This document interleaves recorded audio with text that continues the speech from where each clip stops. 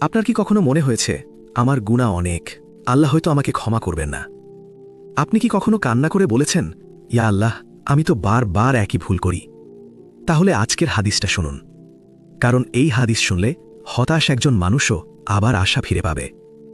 আজকে আমরা জানব সহিহ বুখারীর ৩৯ নম্বর হাদিস সম্পর্কে।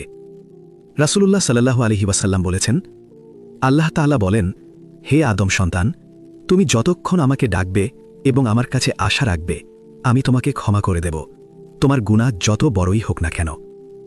হে আদম সন্তান, যদি তোমার গুনাহ আসমানের মেঘ পর্যন্ত পৌঁছে যায়, তারপর তুমি আমার কাছে ক্ষমা চাও, আমি তোমাকে ক্ষমা করে দেব। হে আদম সন্তান, তুমি যদি পৃথিবী ভর্তি গুনাহ নিয়ে আমার কাছে আসো, কিন্তু আমার সাথে শিরক না করো, তাহলে আমি পৃথিবী ভর্তি ক্ষমা নিয়ে তোমার কাছে আসব।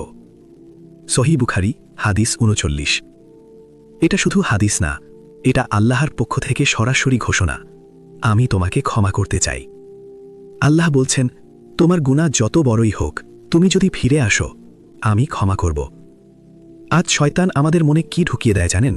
সে বলে, তুমি তো শেষ, তোমার আর তওবা হবে না, তোমার গুনাহ অনেক, আল্লাহ তোমাকে ক্ষমা করবেন না। কিন্তু এই হাদিস শয়তানকে চূর্ণ করে দেয়। আল্লাহ বলছেন, যদি গুনাহ মেঘ পর্যন্ত উঠে যায়, তারপরও তুমি ক্ষমা চাইলে আল্লাহ ক্ষমা করবেন। আপনি যদি বারবার পড়ে যান, বারবার ভুল করেন, কিন্তু প্রতিবার ফিরে আসেন, তওবা করেন, তাহলে মনে রাখবেন, আল্লাহ আপনার দিকে ফিরে তাকান। আর এই হাদিসে আল্লাহ সবচেয়ে বড় শর্তটা বলেছেন, শিরক করবে না। কারণ শিরক হলো একমাত্র গুনাহ, যদি তওবা ছাড়া মৃত্যু আসে, তাহলে আল্লাহ ক্ষমা করবেন না। কিন্তু বাকি গুনাহ যত বড়ই হোক, আল্লাহর রহমত তার থেকেও বড়। আজ আপনি যদি মনে করেন আপনার জীবন শেষ হয়ে গেছে, আপনি খুব নষ্ট হয়ে গেছেন, তাহলে শুনে নিন, আপনার রব এখনও আপনাকে ডাকছেন। তিনি আপনাকে ঘৃণা করেন না, তিনি চান আপনি ফিরে আসুন। আজ নিজের কাছে প্রশ্ন রাখুন, আমি কি আল্লাহর কাছে ফিরে যাব? আমি কি আজই তওবা করব? আমি কি আজ থেকেই নতুনভাবে শুরু করব? কারণ আল্লাহ বলছেন, তুমি আসো, আমি ক্ষমা নিয়ে অপেক্ষা করছি।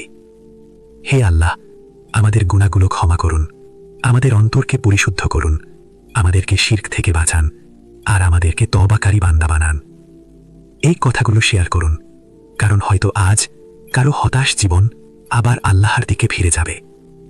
ইনশাআল্লাহ পরের ভিডিওতে জানব সহিহ বুখারীর ৪০ নম্বর হাদিস, যেখানে রাসূল সাল্লাল্লাহু আলাইহি ওয়াসাল্লাম আমাদের শেখান আল্লাহ কিভাবে বান্দার তওবায় খুশি হন এবং সেই খুশির তুলনা কিভাবে দেওয়া হয়েছে।